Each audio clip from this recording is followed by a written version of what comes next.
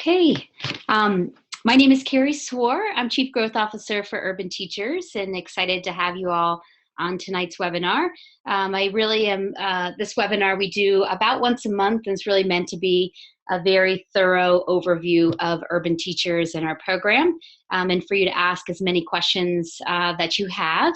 If there are questions that you think are very particular to you, I'd love to do those either really probably outside of this webinar. So think through if there are questions that you think everybody has, or if they're very specific to you.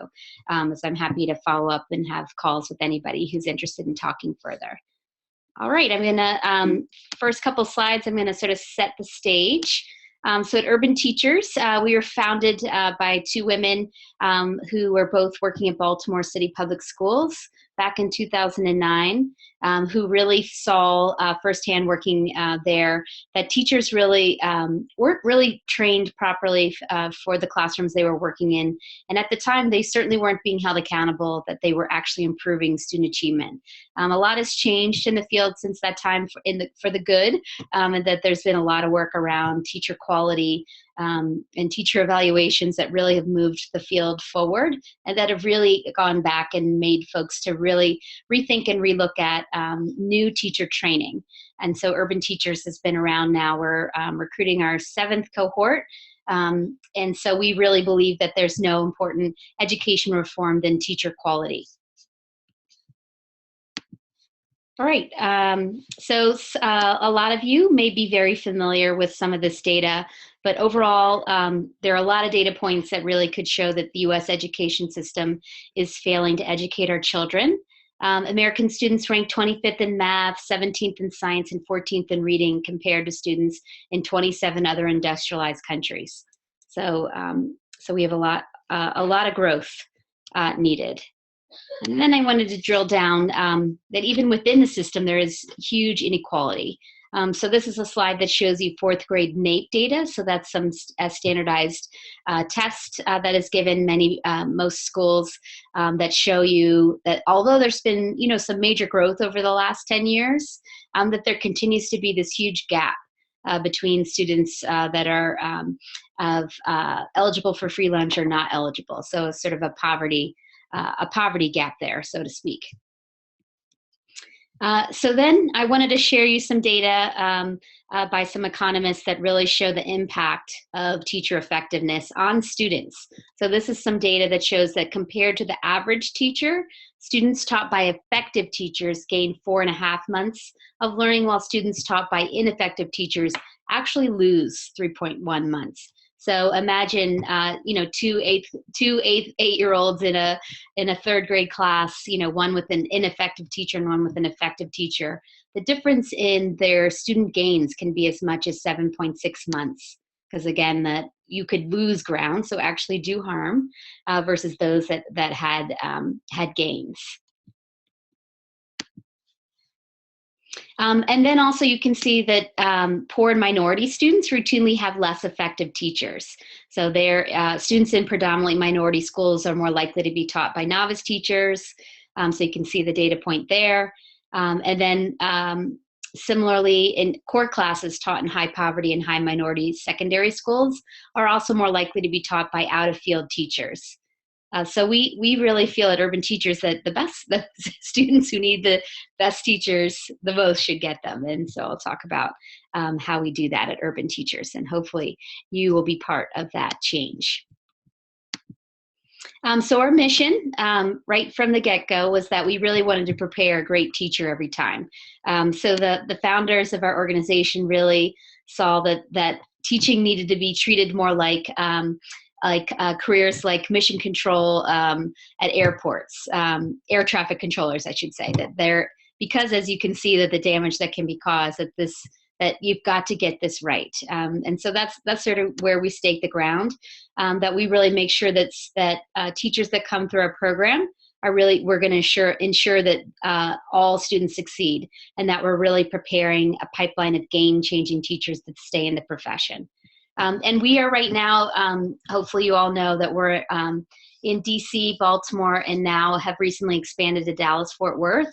We do plan to expand to other places, though it will probably be no more than 5 regions ever, because we're very interested in going deep where we are. So we want to partner deeply with our school districts and charter management organizations, and over time, hopefully be a third of their new teacher pipeline, and then a higher percentage of their teachers over time, because our teachers are going to be the effective ones that stay for the long term. So the demand for our teachers is growing. So again, I've talked about sort of where we started and where we are. So huge growth already, and we're going to continue to grow for sure in the cities and sites that we're already working in, and then slowly grow to, as I said, a couple other regions over time. But we have served by this year, early this fall, over 700 residents and teachers. We've worked with over 120 school partners and continue to add to those school partners, and that we, right now, our teachers are serving over 21,000 students, so huge impact. And then we wanted to give you a snapshot. Our cohort last year was over 200 in Baltimore, DC, and Dallas-Fort Worth. 58% of those people were people of color, so we do tend to attract a very diverse teacher workforce. Our folks, about 30% are local to their city placement, and that is regionally.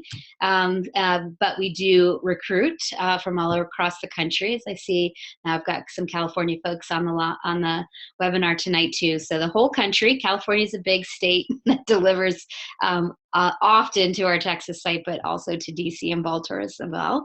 So we welcome you. The average GPA is at 3.3, and 38% of our cohort last year were first generation, and 38% of our cohort was straight from undergrad, and then an additional 44% had 1 to 3 years of experience. So typically our cohort is in their 20s and young 20s, though we don't have any age requirements, and so you can, if you're in your 20s, you can invite your parents to join you in our program, because we don't have any age requirements. We do have one teacher in Baltimore, I know, though her daughter was a Teach for America teacher, but her mother is in our program, but got interested because her daughter was teaching in Baltimore, and now she's a teacher with us. So all ages, though we tend to be, most people are in their 20s in our program, but we certainly welcome all ages and career changers as well, as we train you thoroughly for the job, and that works for anybody. And I'll walk through the different aspects of our program shortly. Another thing about us, we just want to give you sort of a window into Urban Teachers as an organization, and share our core values. So number one is definitely that we serve children. So you will see, and this is important, is that you will not see we serve teachers, we serve children, because we are going to do what's best for children ultimately. So that's key to us. We are a team, so a team of teachers, a team across the whole organization. So that I like about us too.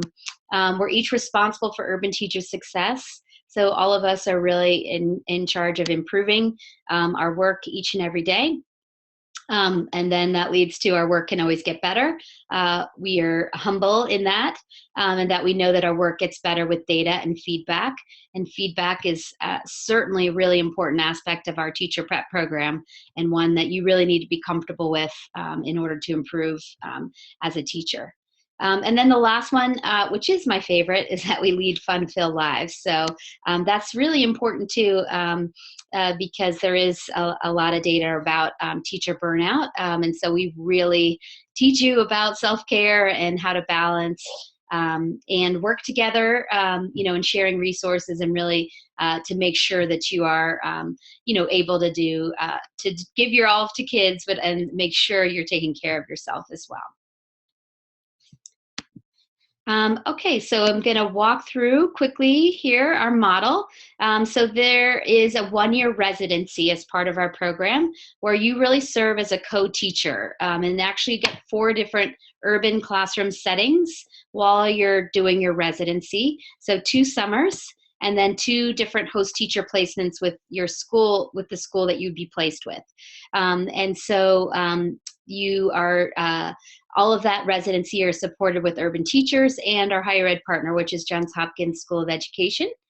At the same time, you do a master's with our higher ed partner, that's Johns Hopkins. It's a 2-year master's, though most of the coursework is done in the first year, and you earn that master's degree from Hopkins over those 2 years. But again, most of it is front-loaded. Probably 80% is completed in the residency year. There is 3 years of one-on-one coaching. So your faculty for Hopkins that deliver the graduate coursework also are your coaches. So they will follow you through the residency, into your residency placement, into your first year as a teacher, and into your second year as a teacher, and will provide you very structured one-to-one coaching on a teacher practice rubric that I will talk about a little bit more shortly. So it's a very organized coaching, and it's very tailored to you and your specific needs. And then during that time, you're going to have 4 years working in urban schools. So it is sort of like career in a box that truthfully, I think all jobs should be taught this way, to have this kind of structure of training and masters to go along with it, to make sure that you are on your way to becoming an expert in your chosen career pathway. So great question from Michelle, is asking if it's the same school for all 4 years. It is certainly the way we've designed it is that it would be for all 4 years, although it doesn't always work out that way because the second year you need to be slotted into a teacher vacancy. So that doesn't always happen at where you end up doing your residency. So typically we would assign you to a district or a charter management organization, and we work with both in each of our cities. Though in Baltimore City, charters are under the governance of Baltimore City Public Schools. So that charter management organization or the district may decide to put you in a different school for your school placement starting in year 2. And then it's a little bit more typical that you're staying in the same school placement for years 2, 3, and 4. But again, there is some movement for sometimes, but that would be, walked very carefully with urban teachers, with you and your the school a partner of ours. So we're very hands-on with all of those placements. As I mentioned, our higher ed partner is Johns Hopkins School of Education. So I have a little edit. Unfortunately, they're ranked number 6. I didn't catch this. This just happened last week. So they're still in the top 10, but they did go down a little bit in the rankings. But a wonderful partner of ours. We both are headquartered in Baltimore. But just so you get your head in the right place, the same in-person graduate coursework is also delivered in DC and in Dallas-Fort Worth. So just because you are not in Baltimore, you still get the same program because we hire all the faculty in each of the cities that we work in. So I know that's always a misconception that people have when I talk about this. So just to head that off for you guys. The other thing, last May, we were named an AmeriCorps affiliate program. So that means that folks who are joining our program can earn up to 2 Siegel AmeriCorps Awards. I do want to say the caveat then that the Trump budget has requested cuts in AmeriCorps, and we're not yet sure if that will include the Siegel AmeriCorps Award. The way we are an AmeriCorps program is that our organization does not get any AmeriCorps dollars, so it does not affect the operation of our organization in any way. What it does is that it does potentially make our program a little bit less affordable for you because you might not have access to these grants. So we're trying to stay in touch with everybody to know exactly what's going on, and there's a lot of folks who are fighting to make sure that AmeriCorps dollars stay in, and it's something that happens actually every year, and they're threatened to have cuts, and it's always worked out. We're hopeful that it will still work out, and if it does, again, the benefit this year is $5,700 per year. So if it all works out, it could be almost $12,000 in grants that you can earn towards the cost of the program, and I'm going to talk through that a bit too. So somebody's asking about the housing and stuff like that, and I'm going to get into that when I talk through the finances, so I will cover that. So just quickly here, because I sort of went through this a little bit with the 1, 2, 3, 4 of urban teachers, but this is another picture of what our program looks like. So we do have a selection process. There's an online application that's on our website that takes about 1 or 2 hours to complete. If you pass that, you are invited to a digital performance task. And if you pass that, then you're invited to a final interview day. And we have many options in April and May to finish up our recruitment cycle here. We definitely have more in Baltimore, DC, and Dallas, Fort Worth. We will have a few others around the countries in major cities. And then we regularly do final interview days virtually. And there is no difference, whether or not you come and see us in person or you do virtually. It's the same process and no advantage doing one over another. The only thing I would add is that if you do want to meet more people and potentially see residents or fellows, I would come to do an interview in one of our sites, because then you would potentially have the opportunity to spend more time in the city you might live in and meet staff and things like that.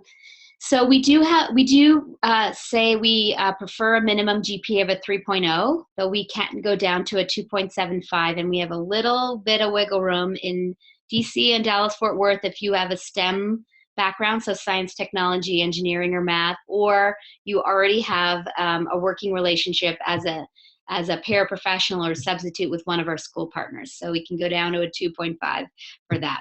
But generally, we're looking for a 3.0 GPA or higher. So if you're selected, you join us for your residency year. I shared that there is the residency placement. So you spend the full day at school and then go do your graduate coursework, and then you would be learning. Your assignments would be things like try out something in the classroom, and your homework would be to write up exactly what happened, how it went, maybe share some student work, and then what would you do better. So that's sort of that cycle would be your assignment. So it's much less about writing a paper on a theory. It is very much about teaching practice.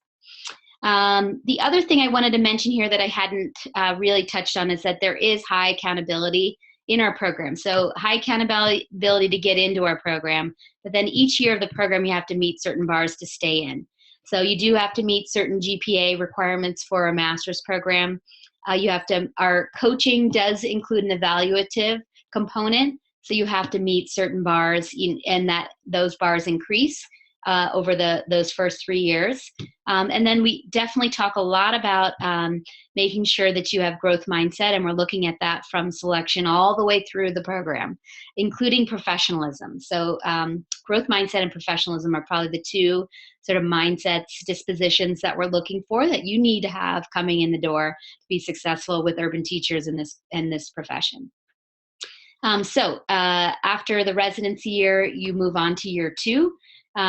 Which is your first year of teaching, and by design, you will not look like the typical first-year teacher at all. You'll have 1,500 hours of work experience, potentially more, depending on where you're coming from, to bring to that classroom as a first-year teacher. The residency year is very rigorous. It is meant to be very rigorous and time-consuming, and consuming would be the word, so that when you do become your first-year teacher, it'll feel like you got this, and that you're more relaxed and ready to take on that challenge. We use the residency year to really build up your stamina to teach all kids all day for days on end. So you're ready to do that by your first year teaching year in year 2. You do finish the master's at the end of the year 2. And year 3 is when you get certified with us, and you get at least 2 certifications. So you can choose your program of study. And somebody was asking about how big the graduate classes are, and they should be, I should know all this perfectly, but I don't. So the graduate classes typically are going to be no bigger than 25 to 30, and usually smaller, particularly if it's like a secondary math, I would say. But we will cap them at 25 or 30, so one faculty member per. And I think our ratio for coaching is 1 to 8. So that's pretty good too. So the graduate courses too, you would do all your classes with the section. So even though, we're hoping to have a little over 100 in DC this year, and 75 in Baltimore, and hopefully 125 in Dallas, Fort Worth, but then we would break you down into that smaller sessions, that's not the right sections of your graduate classes, and that's who you would be doing all your classes with. So you'll get very close with that 25 to 30 students who you'll be doing all of your classes with. Let's see, I'm getting a bunch of questions here. So yep. So we are placing all of our folks with our school partners. So and so we're matching also then what you've requested with what they are requesting. And so that's why we also say we do want people who are flexible, because it doesn't always work perfectly. And you know, we are working hard to take what you're preferencing and what they are requesting too. So but it all works out. But what we can definitely guarantee is you're going to be teaching in places where there is huge need. So that's what I can definitely guarantee. So just to finish up on the certification conversation, so it's at the end of third year that you get certified through Urban Teachers. So it's a master's and certification program. So you get to preference in your application the city location, but also the program of study. So elementary ed, secondary English language arts, and secondary math. You choose one of those three. Everybody also gets coursework in special education. So you get 2 certifications in one of those grade and content areas and special ed, everybody in our program.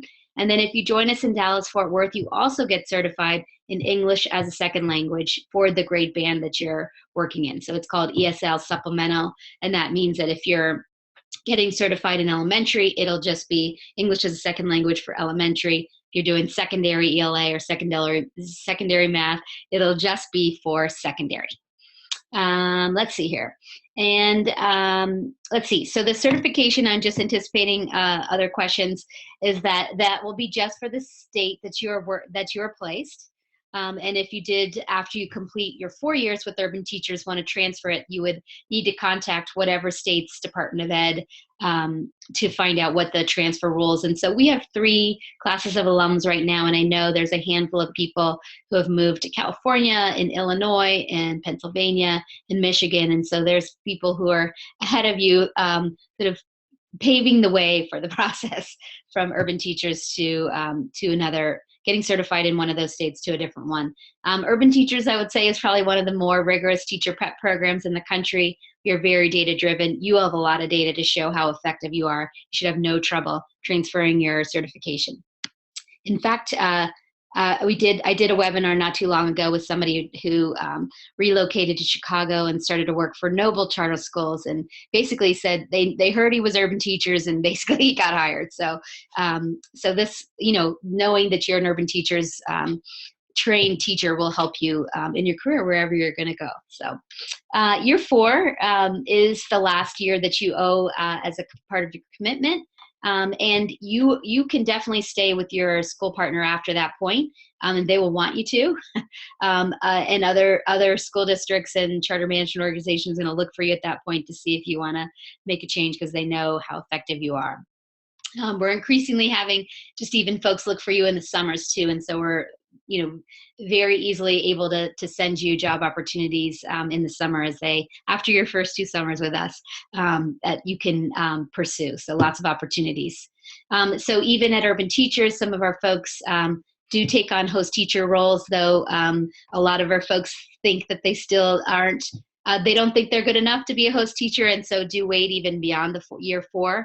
A lot of our folks are, you know, really pressured already to be department chairs and team leads for their grade level because of the sort of dearth of highly trained teachers in a lot of the schools that we work in. So there's going to be a lot of opportunities for you at Urban Teachers and our school partners. So yes, so you would be certified for the whole state that you'd be working in. So the state of Texas, DC, or Maryland. Okay. All right, I'm going to move on. So just a couple data points. We do survey a lot of our stakeholders. So this is a data point from our host teachers when we ask them to rate the performance of their residents, and 96% of them said that Urban Teacher residents provide additional value to student learning. So having that additional hand in the classroom really allows them to differentiate learning, do a lot of small groups. So it's really been very much perceived as a great benefit to have an Urban Teachers resident in your classroom and at your school. Oops, sorry. And then we asked our own residents what they thought what they thought about their own preparation, and 93% said that we gave them the knowledge and skills to be an effective classroom teacher. So yeah, I'm getting a question about whether the secondary math program prepares participants for teaching secondary science. So it does not. It is focused on grades 6 through 12 to teach math. But you can add, this is for any area, you can add additional certifications after you get your initial certification from us at the end of the 3rd year. So I know that I'm pretty sure there's some folks in our program who now do teach some secondary science, because then they've gone on to take additional Praxis 2 or PACT tests. Not PACT yet, because I only have the residents in Texas, but in DC and Baltimore taking additional Praxis 2 tests to get certified in additional content areas, including science. So biology, physics, chemistry, those. If you're interested in science, we do include science as part of the elementary track, because elementary teachers often are teaching all subjects. So we do give you a science content course as part of that program of study. All right, I'm going to move along here. So I mentioned the teacher practice rubric, and this is the high level, very high level sort of headings, and there is enormous amount of detail underneath these, but this is what your coaches are working with you on. So helping you build productive and nurturing classroom environments, helping you learn to be master diagnosticians. So really being able to assess students and then figure out what their challenges are and what to do to get them to higher standards. We help you learn how to foster academic conversations. So we think that you learn through academic talk, and to get to rigorous talk, that takes a lot of practice and a lot of skill. We help you set precise goals and learn how to enact them. And then obviously in this field, we want all our folks to be pursuing continuous learning. You're going to have, even as a 30-year teacher, you're going to have students that come into your class that are going to push you, that you're going to need to go learn more to be able to serve them better. So that's just the nature of this field. As I mentioned before, we have the 3 programs of study. We are working on a new one that won't be available yet next year, but will be hopefully the year after, and that's early childhood elementary ed. Though we do have pre-K placements, and right now we do cover that in elementary ed, but we are working on developing just a focused early childhood track as well in another year. We'll have that. I talked about the coaching. You get over 100 hours of coaching. It is a little bit tilted towards the first 2 years, so the residency year and the first year, and then the remaining hours are in the 2nd year. This is just a picture of what your life is like as a resident. So you can see you are in the classroom. That aqua color is when you are working with kids, and then your coursework. So you can see full on in with you complete over 1,500 hours of clinical hours with working in urban classrooms. All right, and then the certification, I do want to point out, is triggered from actually showing you can improve student achievement. But we weigh that 40% and 40% for teaching practice, and 20% on growth mindset and professionalism. So it is not all student gains. It is a component of that, and it's that those four things if you count growth mindset and professionalism separately, that really trigger whether or not you get certified through us. So it is a very I think we're the only teacher prep program in the country that ties certifications to student gains. So that's important to know about us. Then just quickly here, when you get an offer from us, it is for a specific city. We don't tell you your school placement until towards the end of Summer Institute. You can preference your program study city, grade, and content area, but I do want to say we make no guarantees. We want our teachers to be very flexible. We prefer you not even come the door saying, I want to work for charters or I don't. We want you to be flexible. Again, we're going to put you where you are needed. I can guarantee that. We do make every attempt to place residents in pairs as residents that looks like that's going to be a little harder in future years here. So we do hope that we're placing you at least at a school that has multi-layers of urban teachers. But you will be very close with your cohort, and you'll have that cohort that will serve as your professional learning community across a whole city and across districts and across charter management organizations. So I think that's a huge benefit for a city to have this workforce that, that you have these colleagues across schools and organizations. We place in early childhood, elementary, 612 literacy, and 612 math. And so again, in Baltimore, DC, and now Dallas and Fort Worth. Okay, so I said I was going to come back to the finances. So the offer does not, quickly here, the offer does not come with the program of study. I will tell you a few little hints here. If you preference elementary ed, you're going to get it. If you preference secondary math and you are qualified, you will get it. The only one that you might not get is secondary literacy. And in particular, if you're interested in DC and secondary literacy, I think by the end of next week, it'll probably be officially closed. So it'd be very difficult for you to get into that program of study at this point. Each city does do, so yeah, you all are asking great questions. Some cities do, like DC does do an additional assessment because we have so many people have requested secondary literacy, probably at more than twice the number of slots that we have. So at this point if you're interested in secondary literacy, I'm asking people, at this point, is your preference DC for that program of study? If it's DC, we would encourage you to do the other two programs of study. If it is secondary literacy, we'd want you at this point to request Dallas, Fort Worth, or Baltimore. There is one other thing that I didn't mention, is actually there are a pre-test requirement. We don't require GREs for the graduate program, but we do require you to take and pass Praxis Core for DC or Baltimore, and one of the PAC tests for Texas. So Texas, we'd need you to take what's called the EC6, so Early Childhood through 6 test, or the Secondary English Language Arts test. And there is one very small testing window left for that, so that makes it a little bit more difficult. That'll be sort of the third week in May. So if you want that too, that's a little tricky, but you can definitely make it work. There'll be one chance to take that test. And then there's a secondary math 7 through 12 PAC test too. On our website, and I'm going to type here, actually I think I have it listed somewhere else, but I'm going to just list it here. We do have test prep resources for the math component of Praxis Core, and also the math component for the PAC test, for the EC6, and also for the secondary grades 7 through 12. So definitely check that out. That is free to anyone. So if you have other friends who need to take those tests, they are welcome to use those free resources as well.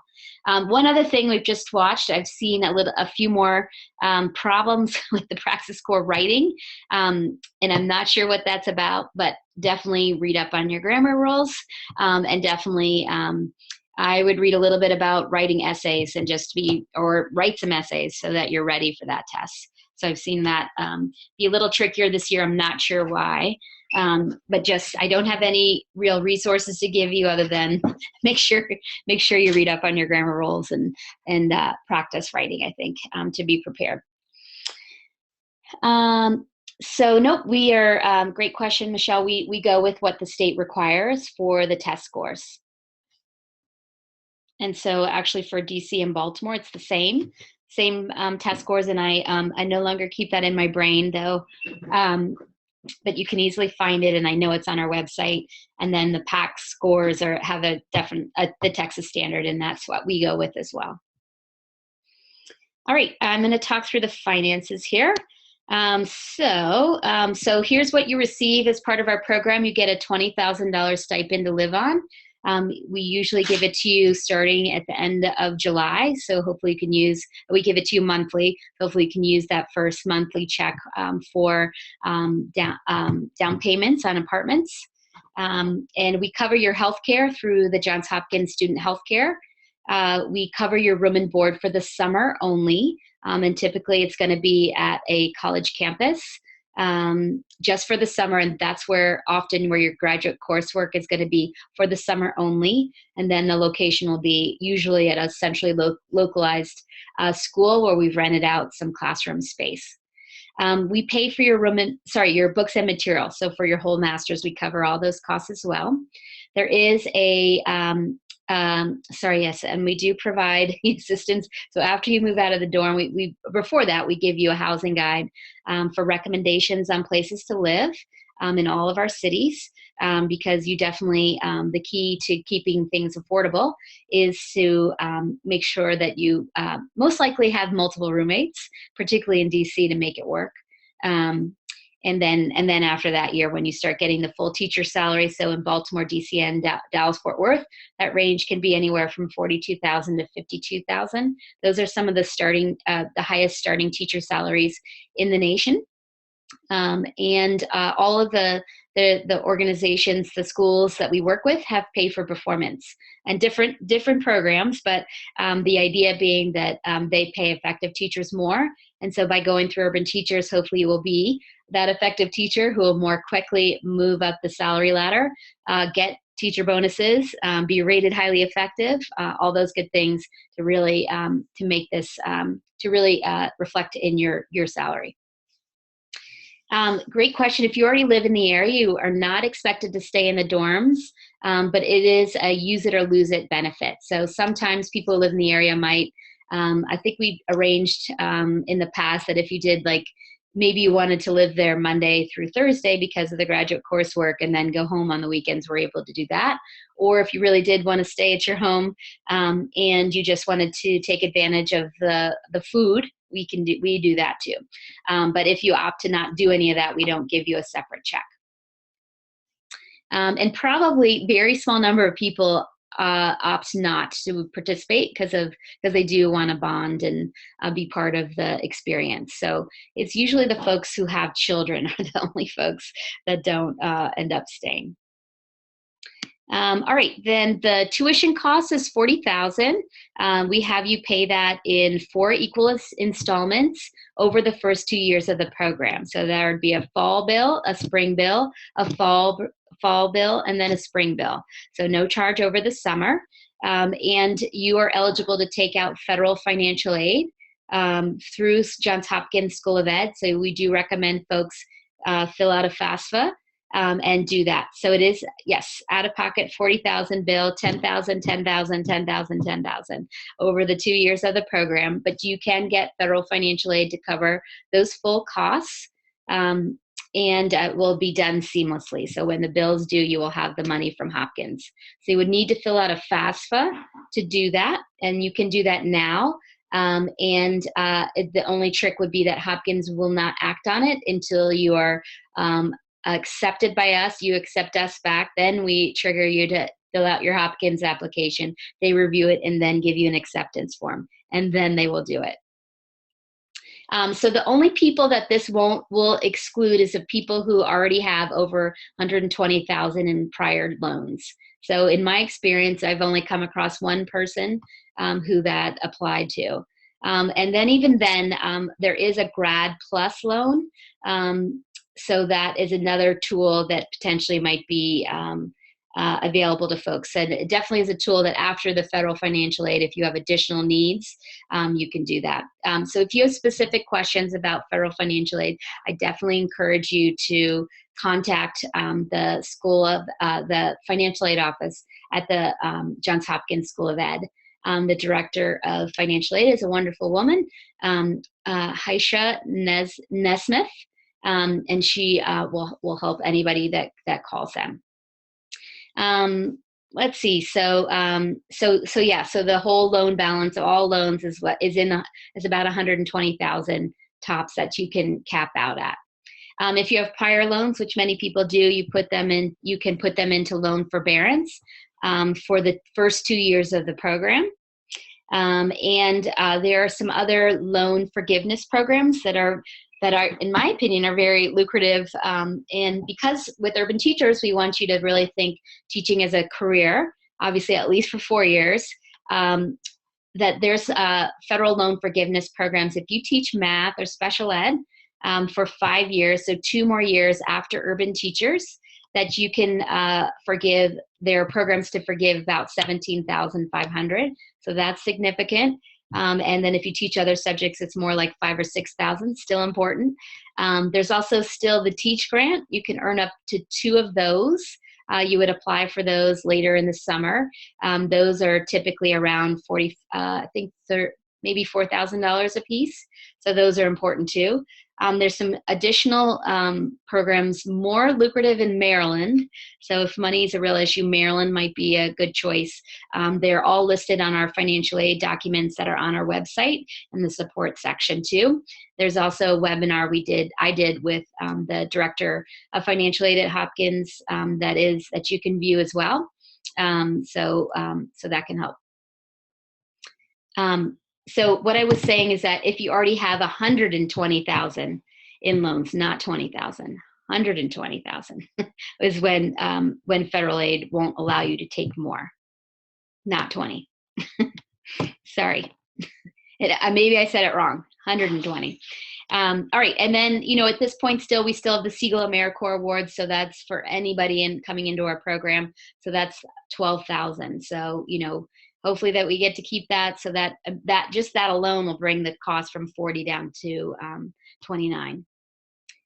So hopefully you can see how this all works together. And I know folks have a lot of questions about this. This is obviously a big decision of investment in yourself and your career, and of time. And so we do want you to understand completely, what your options are. So I do encourage folks who are concerned about finances to definitely talk to the financial aid office at the Johns Hopkins School of Ed. All right. Okay, so there's obviously lots of opportunities with urban teachers. So I mentioned, sort of right out of the gate, you're already a co-teacher in a summer program. By the second summer, you're a lead teacher in the summer program. And I didn't mention this, but you do get paid for that work. So you do start getting paid a little bit earlier than the second year, where the second year is when you get the full teacher salary and benefits, starting there. But you also started getting paid for that work, for your clinical work in that second summer. We have lots of our folks who you'll meet who serve as resident advisors in the summer and teaching assistants, graduate assistants. So we pay for that work. So that's a nice gig to already give back. So that's great too. Room and board is just covered for the first summer, not the second. And then during the school year, some of our teachers have mentioned have served as mentor teachers, host teachers. There's extra pay involved in that as well. So if that's what you mean by offering any other internship options. So those are sort of other jobs you can do on the side. And schools also often have other jobs on the side too. So that's, we definitely are trying to, add extra compensation where we can for you to have as well. All right, since I don't have teachers on today, I did want to just show you some and a quote or two. Adrian is one of our first teachers in our program. She went to George Washington and participated in an organization called DC Reads. And she stayed in the classroom for, I think, and the same school for 6 years, teaching first graders, and just now took a job with her central office, same charter organization all this time in DC, to be a curriculum writer. So really great person. And we just named her as our first alumni on our national urban teachers board. So, all right, I'm gonna move along here. So just a couple other. Yeoman is an alum in our Baltimore program. Avery here is a first-year teacher in Baltimore, is from New Orleans. Just a quick little story there. And then here, just to reiterate too what our application process is. We have an online application. Hopefully you see, or hopefully you're aware at this point, that our next application deadline is Monday, March 27th. So we hope that you can complete an application by then. It is only it only takes 1 to 2 hours. The only thing that'll take you any amount of time is the essay, and I do want you to pay attention to that, as we do bundle your materials for your Hopkins application that includes that essay. So so spend a little time and make sure you have all the spelling, grammar, and content looking good. Then there's a digital performance task. We ask you to answer some questions virtually. With a video virtually. And then there's some writing task in there as well. And then the final interview, as I mentioned. And then I mentioned the free online Praxis Core math course and the online packed math courses at the Urban Teachers /Test Prep. So free to everyone. And so I did want to say we do have one more deadline after March 27th, though we hope that you'll hit March 27th and get in the queue for April. But if for some reason you feel you can't hit that, we do have one more, May 1st. We do have rolling, so if you apply March 28th, that's okay. The earlier the better, so we can get folks interviewed and through our process as quickly as possible, because somebody did ask me when summer starts. And so the dates that I've seen most recently, which I haven't seen as final, but this is what I think they're going with, is that Dallas-Fort Worth's going to start June 16th. DC will be next with the June 19th start, and Baltimore will be the latest to start, and that will be June 23rd. So that's what they're working with right now. All right, I think that's the last slide. Yep, so the last thing, I'm happy to answer more questions. So keep it coming in there, and I'll go back. Oops, go back. I was trying to, I'm not sure I can. So one thing I was trying to do, which it won't let me do, so I don't know if I can do this. I am doing another webinar right after this, and it won't let me do it, which I cut and pasted here, which I can't cut and paste into there. So if you are interested in staying or doing another webinar tonight, you will have to get out of here and join the other one. And I can't cut and paste there, and I don't know if you can see the print there. But I'm doing a webinar that will be a Q&A with our teacher leaders. So each of our sites has, for DC and Baltimore, we have a fellow advisory board. So I've got at least 2 members of the DC one, the Baltimore one will be on in another few minutes on another webinar Zoom link. And I have in Dallas, since we have just our first cohort there, I have 2 of our resident advisory board members there. So thank you. Wow, good for you. Thank you, Sheena. There it is. So if you want to join that one, please do. I will probably run through like 2 slides very quickly, just in case I'm getting some new people there who don't know anything about Urban Teachers. And then I will open it up for Q&A with our teacher leaders. So though they do span, you know, from residents all the way to alums. So it should be a good conversation, and you can hear directly from them, ask them any questions that you want about the program too. Yep, I'm gonna go see here. So a few of you were on a webinar I was last night, so you have a different deal for that I can talk through separately offline. So yeah, so a few of you are asking questions that does not apply to everyone. So let me see if I can answer some of those quickly, and then still see other questions.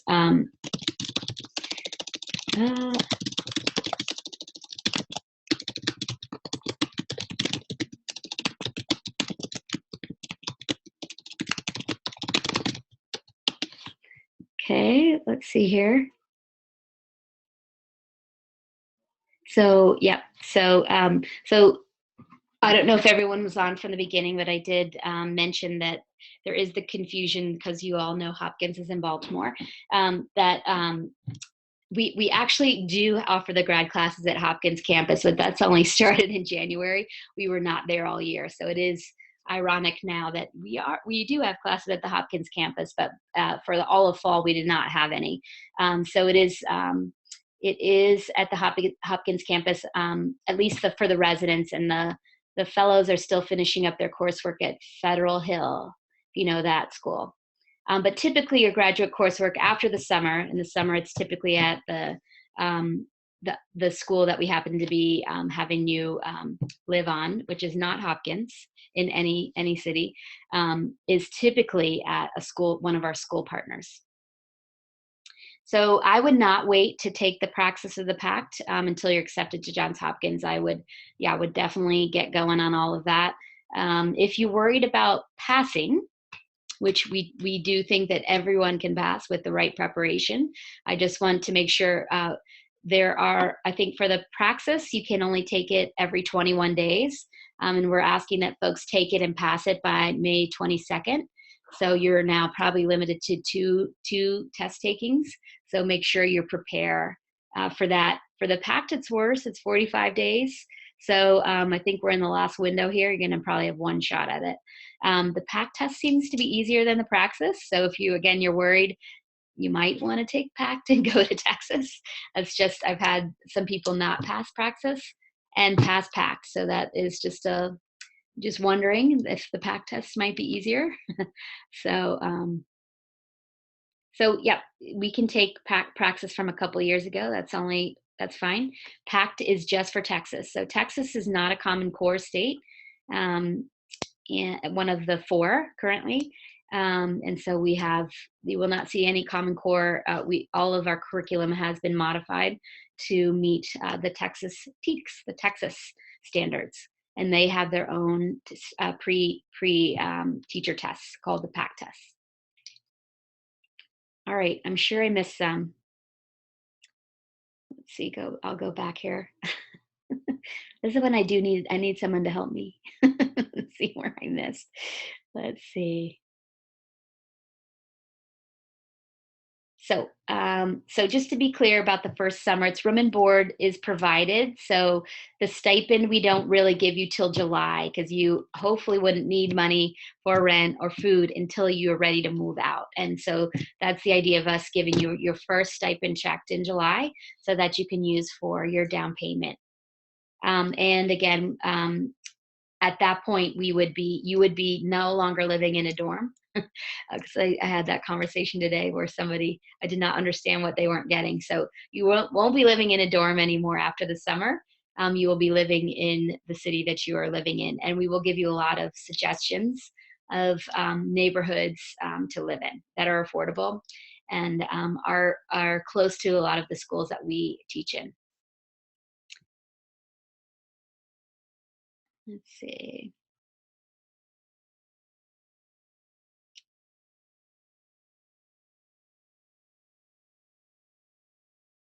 So another question about, do we require you to live within a certain distance of the school? We do not. And in fact, I know some of our DC folks do live in Virginia or Maryland, for instance. I did see one of our Baltimore teachers, I saw that they had a Baltimore County address. And then in Texas, I know we have folks really across in Dallas, in the mid-cities, if you're familiar. I know some of them live in Arlington. Where the what's the Texas football team plays? And then Fort Worth. So they are living across that big, what they call the metroplex there. Let's see.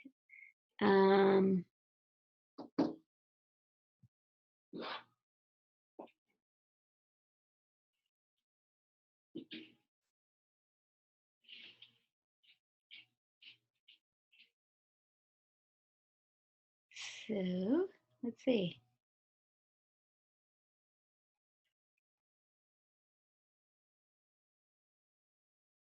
Cowboys, thank you. Yes. Great. So yeah, one more question I see here, and last few minutes here of any last minute questions. So I did get a question about how safe Baltimore is. So obviously Baltimore had some was sort of had some national focus with the Freddie Gray riots. That was a year or two ago. And our teachers were very involved, with the cleanup the day after, working with students who are definitely from those same neighborhoods where that happened. Our teachers are very involved in the community, and you should definitely participate in the next webinar to ask them yourselves too. And great, so great. So I have somebody else who who says it's fine. It is fine, I think it's a great city too, and I never felt unsafe there. Some more Baltimore shout outs here. You just have to be careful in any city to be aware of your surroundings. So that's going to be the same in DC and in Dallas Fort Worth and probably many other cities that you're living in as well. What I'm suggesting for the entrance exams, the praxis and the pack, that you don't wait. So I do. If you haven't taken it yet, we want you to get registered as soon as you can, because I mentioned we do require folks to take and pass it by May 22nd. So that's what I was talking about.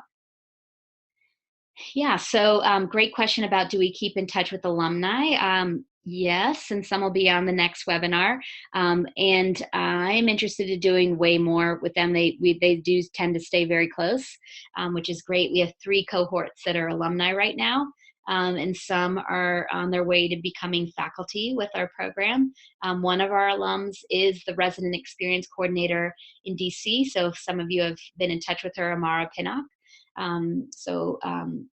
They definitely are almost always actually staying in the classroom, though, at least for another year or 2 or more.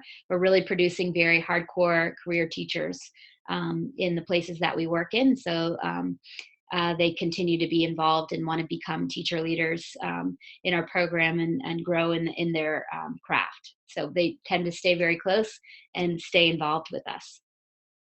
Yes, you can definitely register for the exams prior to acceptance. I'd get started on that right now. Great. All right, I got to get ready for the next webinar. So 3 minutes to go. So I want to thank everyone who asked wonderful questions. So thank you for tuning in tonight. Hopefully some of you will join me for the next webinar, the Q&A with our teacher leaders. So have a good night if I don't see you. Thanks, everyone.